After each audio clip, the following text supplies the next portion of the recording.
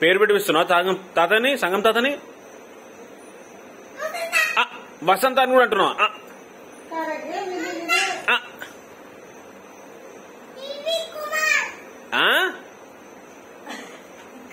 ఎవరు? పివి కుమార్ ఎవర్రా?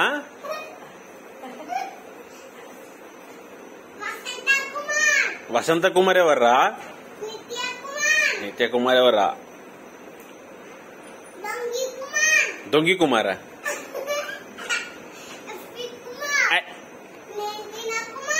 నేను తిన కుమార్ ఏంద్రా? నేను తినాను ఎట్లా అంటావురా నువ్వు? కింద పడుతుంది బాటిల్. నేను తినాను ఎట్లా అంటావు?